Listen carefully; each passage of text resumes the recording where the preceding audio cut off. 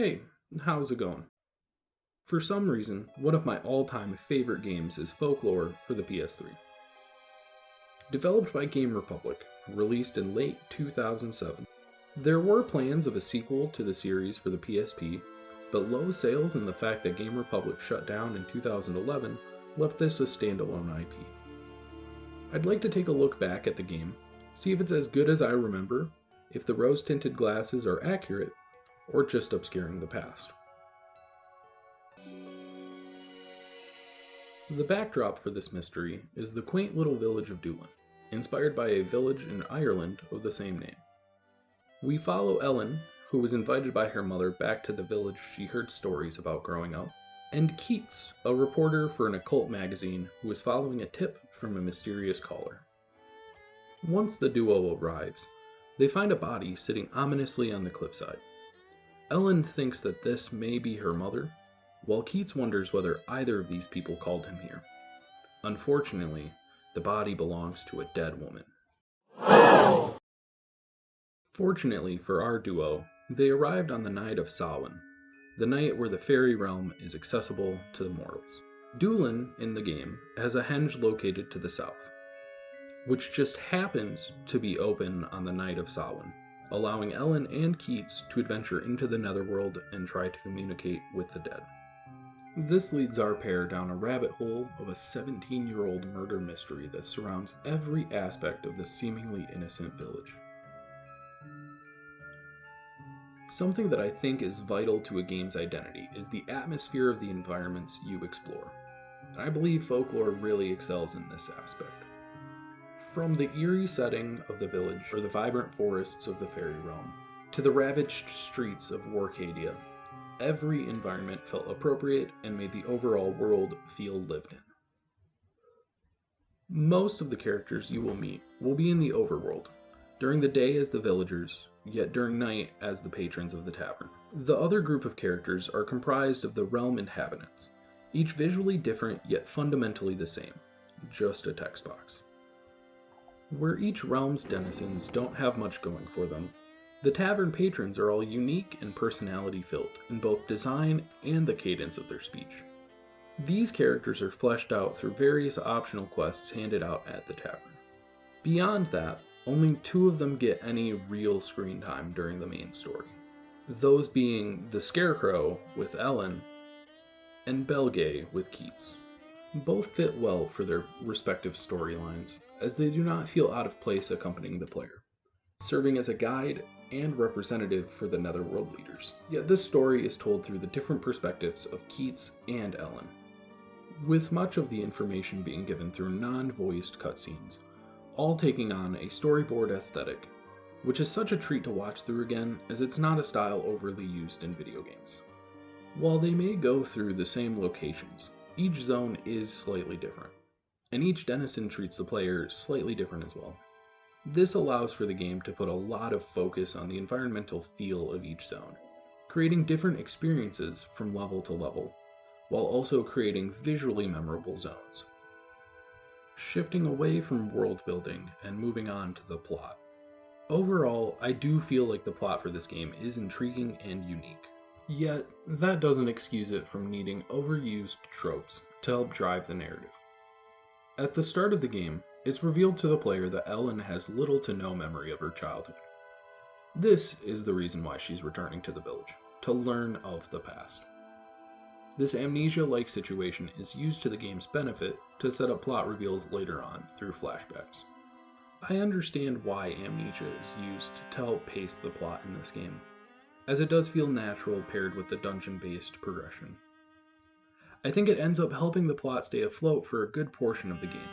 But, personally, I do feel like it starts to lose clarity towards the end of the game, as I remember being a bit confused by the ending on my first playthrough, and even now I still feel like some details aren't quite as obvious as some of the earlier plot twists.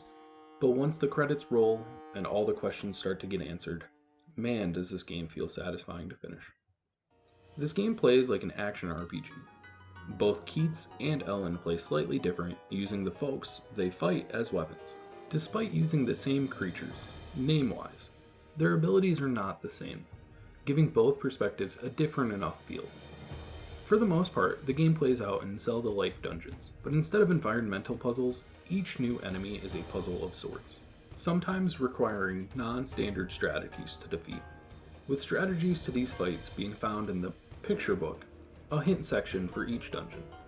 It's a cute concept and does well at conveying information, but my biggest gripe has to do with not being able to get all pages in an area on the first visit.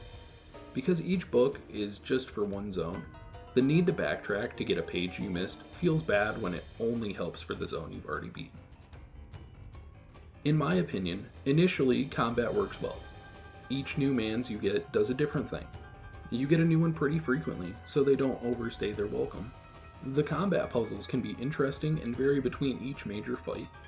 Even bosses have their own puzzles to work out. Yet the further the game goes on, the cracks do start to show in the combat. I found that once you get one folk that handles most enemies, you tend to stick to using that one. But maybe I'm alone in that. I know once I got to Warcadia and I got the stabby electric mech, I used him on both characters for most of the game. So, in some strange parallel universe, do we consider this a Souls-like? I mean, it does have a dodge roll, and attacks do take a resource to use.